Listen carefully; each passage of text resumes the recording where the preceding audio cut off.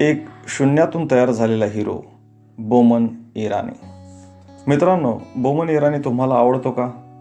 Munnabhai MBBS मधला doctor Rastogi, 3 इडियट्समधला engineering कॉलेजचा principal professor Sahasrabuddhe उर्फ व्हायरस आणि अशाच अनेक विविधरंगी भूमिकांमुळे बोमन आज एक लोकप्रिय अभिनेता आहे.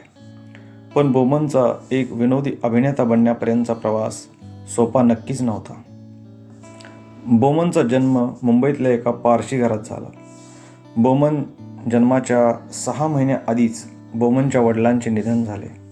बोमनला 3 बहिणी होत्या, 2 मावश्या आणि 1 आत्या होती. सतत सर्व स्त्रियांच्या सहवासात राहिल्यामुळे लहानग्या बोमनचाही स्वभाव काळजी करणारा आणि भित्रा झाला. त्याला डिस्लेक्सिया नावाचा रोग होता. शाळेत अभ्यासात बोमन अतिशय मंद होता. बोलताना तो तोतरे बोलायचा, त्यामुळे त्याचे मित्र त्याची मस्करी उडवायचे. न्यूनगंडामुळे बोमन इराणी स्वतःला अपयशी मानू लागला होता. त्याने स्वतःसाठी कसलीही मोठी स्वप्ने पाहिली नाहीत. त्याचे मित्र डॉक्टर, इंजिनियर आणि CA झाले. मात्र बोमन कधीच काही मोठे मिळवण्यासाठी स्वतःला पात्र समजायचा नाही. बोमनने स्वतःसाठी वेटरचा जॉब निवडला. बोमनची आई कुटुंबाची उपजीविका चालवण्यासाठी फरसाण, फाफडा वगैरे तयार करून विकायची. बोमनचे ग्रँड रोडवर फरसाण विक्री करायचे 8 बाय 8 फुटाचे एक छोटेसे टपरीवजा दुकान होते. वयाच्या 32-33 वर्षापर्यंत बोमन इराणी त्या दुकानातून जेमतेम उत्पन्न कमवायचा. ग्रँड रोड हा मुंबईचा एक रेड लाईट एरिया आहे. सगळी रफ पब्लिक दुकानात यायची. ह्या सगळ्या परिस्थितीची बोमनला चीड आली. बोमनने साईड बिझनेस म्हणून फोटोग्राफी सुरू केली. 1990-92चा तो काळ असेल. बोमन क्रिकेट, फुटबॉल खेळणाऱ्या मुलांचे छान छान फोटो काढायचा. 20-20 रुपयांना ते फोटो त्या मुलांच्या आईवडिलांना विकायचा. अशा प्रकारे काही रुपये त्याने जमा केले. लग्नानंतर 7 वर्षांनी आपल्या बायको मुलांना घेऊन उटी फिरायला गेला. त्याच्याजवळ जमलेली बचत फार मोठी नव्हती, म्हणून एक बजेटमधले हॉटेल त्याने बुक केले. पण ते हॉटेल अतिशय निकृष्ट दर्जाचे निघाले. एखाद्या भूत बंगल्याप्रमाणे असलेल्या त्या हॉटेलात अत्यंत भीतीदायक वातावरण होते. हॉटेलच्या खोलीत फक्त एकच झिरोचा बल्ब होता. बोमन म्हणतो, तो झिरो लाईट पाहून मला स्वतःचीच, माझ्या गरिबीची जबरदस्त चीड आली.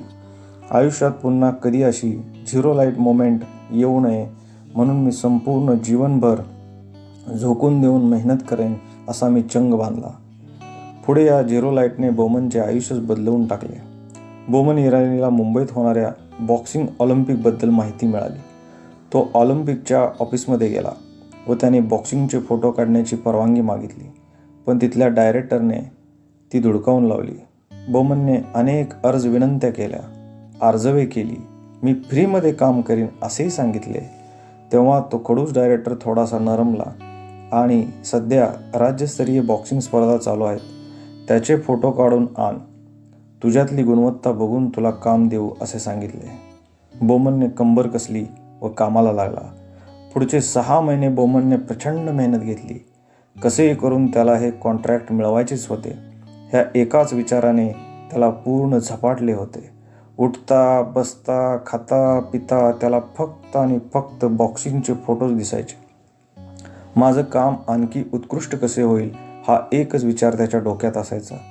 तो कॅमेरा गळात घेऊन 8-8 तास, 10-10 तास बॉक्सिंगच्या मॅचेस ज्या ठिकाणी आहे तिथे तळ ठोकून बसायचा.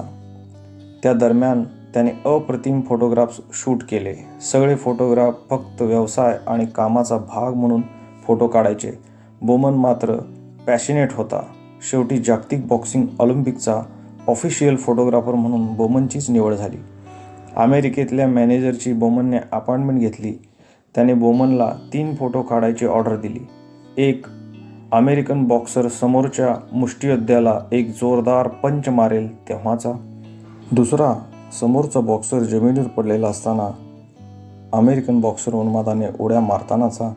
आणि तिसरा, सामना जिंकल्यानंतर अमेरिकन बॉक्सरचा हात उंचावताना.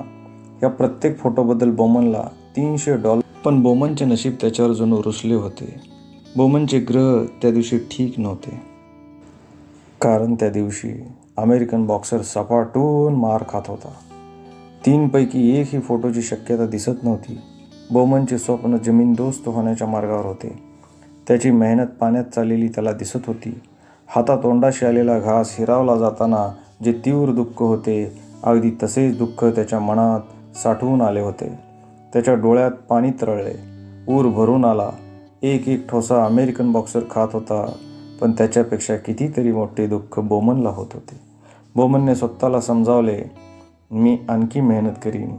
एक दिवशी नीतीला माझी नक्की दया येईल आणि त्याची आर्त प्रार्थना ब्रह्मांडापर्यंत जाऊन पोहोचली असावी. चमत्कार घडावा असे काही रिंगमध्ये घडले. 45 मिनिटे मार खाणारा अमेरिकन बॉक्सर त्वेषाने उठला. त्याने समोरच्या बलाढ्य मुष्टियोद्ध्याला एक जोरदार तडाखेबाज पंच मारला. बोमनने तो क्षण अचूक टिपला. समोरचा बॉक्सर खाली पडला. बोमनने दुसरा क्लिक केला आणि अमेरिकन बॉक्सर विजेता झाला. बोमनने तिसरा क्लिक केला. त्या बॉक्सरला झाला नसेल तितका आनंद बोमनला झाला. त्याने तत्काळ धावत पळत स्कूटरवरून आधी फोटो डेव्हलपिंगची लॅब गाठली. मग टेलिफोन ऑफिसला पोहोचला. तिथून त्याने अमेरिकेला फोटोज स्कॅन करून पाठवले. पण रात्रीचे 2 वाजले तरी फोटो अमेरिकेला पोहोचले नाहीत. असा फोन आला. दुसऱ्या दिवशी बोमन पुन्हा टेलिफोन ऑफिसला पोहोचला. ती मशीन मुख्यमंत्र्यांच्या कार्यक्रमासाठी पॅक करून नेणार आहेत असे त्याला समजले. बोमन खवळला. त्याने तिथे प्रचंड आरडाओरडा केला. सरकारी यंत्रणेच्या अशा गोंधळ कारभारामुळे भारताचे नाक कापले जाईल असे त्याने ऑफिसरला ठासून सांगितले. त्याच्या या हृदयापासून केलेल्या युक्तिवादाचा परिणाम झाला आणि पॅक केलेली मशीन उघडण्यात आली. फोटो अमेरिकेला पाठवले गेले. बोमनला $900 रॉयल्टी मिळाली. त्याला लगेच पुढची टुर्नामेंट कव्हर करण्यासाठी चेन्नईला पाठवण्यात आले. बोमन सोखुशीने गेला. त्याने आपल्या लागवी, विनोदी, निरागस स्वभावाने जाईल तिथे मित्र जोडले. लोकांना जिंकून घेतले. त्याचा फोटो स्टुडिओ मुंबईत एका टॉपचा फोटो स्टुडिओ म्हणून ओळखला जाऊ लागला. एके दिवशी फोटो सेशन करण्यासाठी बोमनच्या स्टुडिओमध्ये सुप्रसिद्ध कोरिओग्राफर शामक दावर आला. शामकने बोमनला नाटकात काम करशील का असे विचारले व त्याची भेट प्रसिद्ध नाटककार अलकाजी पद्मसी यांच्याबरोबर करून दिली. बोमन साशंक होता. अलकाजींनी तर बोमनला पाहिल्याबरोबर नाकारले, पण शामक दावर आपल्या मागणीवर अडून राहिला. अलकाजींना त्याने बोमनला घ्या, नाहीतर मी नाटक सोडून देईन अशी धमकीच दिली. बोमनला आपल्या पहिल्या नाटकात एका वेश्येच्या दलालाचा एक छोटासा रोल मिळाला. बोमनने त्याचेही सोने केले. पुढची 5-7 वर्ष बोमन नाटकाच्या मैदानात गाजवत राहिला. अनेक उत्तम भूमिका केल्या. एकदा त्याचे नाटक विधू विनोद चोप्राने पाहिले आणि त्याला चित्रपटात काम करण्याविषयी विचारले. बोमन त्यासाठी तयार नव्हता, पण राजू हिरानी हा चोप्रांचा असिस्टंट बोमनच्या स्टुडिओत आला. 15 मिनिटासाठी ठरलेली ही भेट पुढचे 8 तास कशी चालली हे दोघांनाही कळले नाही. बोमनने स्वतःला राजूच्या हातात स्वाधीन केले आणि मुन्नाभाईमधले मामू नावाचे पात्र अवतरले. ह्यावेळी बोमन 45 वर्षांचा होता. त्यासाठी बोमनला त्या वर्षीचे बेस्ट कॉमेडी फिल्मफेअर अवॉर्ड मिळाले. पुढे काही वर्षांनी 3 इडियट्समध्ये बोमनने तोंडातल्या तोंडात बोलणाऱ्या व्हायरस उर्फ सहस्त्रबुद्धीची भूमिका केली. त्यासाठी त्याने आपली लहानपणीची तोतरे बोलण्याची खास लकब वापरली. मित्रांनो, एक मंदबुद्धी तोतरा बोलणारा 10 वर्ष वेटरचे काम करून वयाच्या 33व्या वर्षी फरसाणाची टपरी चालवणारा एक माणूस वयाच्या 45व्या वर्षी चित्रपटात डेब्यू करतो काय आणि 60व्या वर्षापर्यंत 80हून अधिक चित्रपट करतो काय, सगळे थक्क करून टाकणारे आहे. बोमन म्हणतो, उटीच्या हॉटेलात आलेल्या 0 लाईट मोमेंटमुळेच माझ्या हृदयात आग लागली आणि त्यामुळेच मी इथवर येऊन पोहोचलो. मित्रांनो, जेव्हा केव्हा आयुष्यात, व्यवसायात, कुटुंबात कसलीही संकट येतील तेव्हा बोमन इराणीला आठवा. त्याच्या आयुष्यात आलेल्या संकटांना आठवा. त्याच्या 0 लाईट फिलॉसॉफीला आठवा. संकटावर मात करण्याची कितीतरी पट जास्त ऊर्जा तुम्हाला मिळेल. कितीही संकटे आली तरी घाबरू नका. धैर्याने तोंड द्या.